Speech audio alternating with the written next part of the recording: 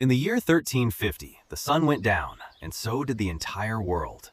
Not metaphorically, literally. There was no light, no bulb, no candle that burned long enough to matter, no street lamp anywhere in Europe. Darkness was total, and it lasted 8, 9, sometimes 10 hours a night. You have never experienced real darkness, not once in your life. Historian Roger Ekirch spent decades trying to understand what nighttime actually felt like before artificial light took over. He combed through diaries, court records, and sermons from the medieval and early modern world. What he found wasn't just an absence of light, it was an absence of safety. Night wasn't a break from the day, it was a different country, with its own laws, its own dangers, and its own name for the hour when everything changed. That hour had a bell. In most medieval towns, when the sun dropped, a bell rang out from the church tower or the town hall, and everyone knew what it meant. Time to bank your fire, time to lock your door.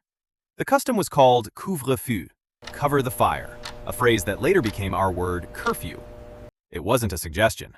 In cities like London and Paris, being caught outside after the bell without a legitimate reason could get you arrested, fined, or worse. Why would an entire civilization build laws around simply going outside at night? Because the night genuinely wasn't safe, and everyone knew it. Wolves still roamed close enough to villages to take livestock, and sometimes children, especially in harsh winters when hunger pushed them near human settlements. Robbers used the darkness the way modern criminals use empty parking garages.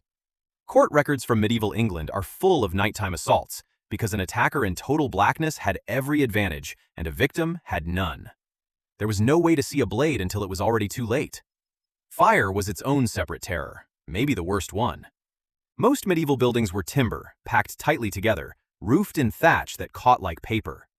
A single, unattended flame at night could take out half a town before anyone woke up to smell the smoke.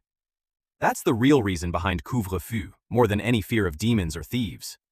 City officials weren't just worried about crime in the dark, they were worried about waking up to nothing left standing. Records from towns across medieval France and England show fires that started at night killing more people than any single battle fought nearby that year. Isn't it strange that the thing meant to keep you safe from the dark, fire itself, was also the thing most likely to kill you in it? Disease moved through the dark differently too, though people didn't understand why at the time. Nighttime cold settled into damp, poorly ventilated homes where families slept crowded together for warmth, sharing beds, sharing blankets, sharing whatever illness one of them carried. Physicians of the period genuinely believed night air itself was dangerous, thick with something they called miasma, a kind of corrupted vapor blamed for spreading plague and fever. They weren't entirely wrong about the danger, they just misunderstood the mechanism. The real killer wasn't the air, it was proximity, darkness, and nowhere else to go once the bell had rung. Here's the detail that should stop you cold. Most towns had almost no public lighting until centuries later. Historian Jean Verdon, who studied nighttime across medieval Europe, described how the wealthy occasionally hired torch-bearing servants called link boys just to walk them the length of a single street. A trip that takes you 90 seconds today, lit by your phone without a second thought, once required hiring another human being to carry fire in front of you, step by step, the whole way. Picture a narrow street in a walled town, sometime in the 1300s. It's past the curfew bell. The alley smells of smoke and mud and something rotting 2 doors down. A single window flickers with candlelight, then goes dark as someone remembers the rule and smothers it. Somewhere above, a shutter creaks in the wind and a dog starts barking at nothing, or at something. A night watchman walks the wall with a lantern and a bell, calling out the hour, not because anyone asked him to, but because the sound itself was supposed to keep people calm. He's underpaid, half asleep himself, and armed with little more than a pike and a rattle to raise the alarm. If he spots flame licking out of a rooftop, or hears a scream 2 streets over, his entire job is to make enough noise that someone braver wakes up. That's the whole system, not prevention, just enough warning to maybe survive what's already happening. It didn't always work. Fear traveled faster than any bell could chase it away. That fear had a shape, and it wasn't always rational, but it was never invented for entertainment. Medieval people genuinely believed the night belonged to something other than them. Church sermons warned that demons and wandering spirits were more active after dark, and folk belief filled the hours with revenants, restless dead who supposedly left their graves at night to torment the living.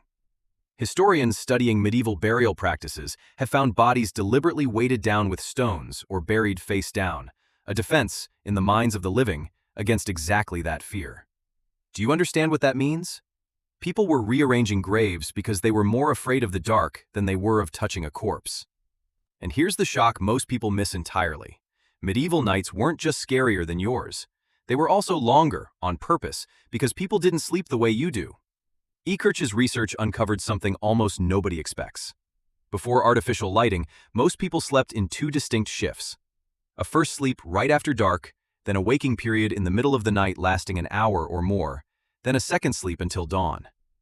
During that waking window, people prayed, talked with their spouse, had sex, or simply lay in the dark thinking. It was called watch, and it was considered completely normal. Somewhere along the way, industrial light erased it so thoroughly that most of us have never even heard of it. So here is the twist, and it flips almost everything you just assumed. You'd think all that darkness and danger would have made medieval people hate the night. It didn't. It made them build an entire second life inside it. That waking hour between sleeps became sacred in its own quiet way, a private, unlit space where nobody could see you and nobody expected anything from you. The night wasn't only feared, it was also, in its own strange way, the one part of the day that belonged completely to you, precisely because no one else wanted to be out in it. Think about that for a second, because it lands closer to home than you'd expect. You live in a world that never truly goes dark. Your phone glows at 3 a.m., streetlights erase the sky. There is no version of night left that forces you to sit still with your own thoughts the way medieval watch did, involuntarily, every single night, for your entire life. We didn't get rid of the fear of the dark. We just got rid of the dark itself, and along with it, we lost that strange, forced pocket of stillness nobody had to schedule into their day. Maybe that's why so many of us lie awake at 3 a.m. now, feeling restless instead of at peace. Our bodies still remember the watch. We just filled it with light instead of thought. Consider how differently we treat that hour now. If you wake at 3 a.m. today, the instinct is almost universal. Reach for the phone. Fill the silence immediately, before it has a chance to become uncomfortable. A medieval villager waking during the watch had no such option, and so the silence simply happened to them, night after night, for their entire life, without asking permission. They didn't choose stillness. They inherited it, the way you inherit weather. We're the first humans in history who can choose to never sit in the dark with our own minds, and it turns out a lot of us are choosing exactly that, every single night, without noticing we're doing it. There's something almost funny about it, in a bleak way. An entire species spent thousands of years terrified of the dark, and the moment we finally beat it, we discovered we kind of missed what it forced us to do. We didn't defeat the night, we just moved it indoors and turned it into scrolling. The people who lived behind those curfew bells couldn't have imagined a world where light never runs out. But if you told them that world would leave people lying awake, staring at glowing rectangles, aching for the stillness they used to dread, they might not have been surprised at all. They knew something we've mostly forgotten, that the dark isn't only something to survive. Sometimes, it's the only place quiet enough to hear yourself think. In the year 1350, the sun went down, and so did the entire world. Now the sun goes down, and nothing does.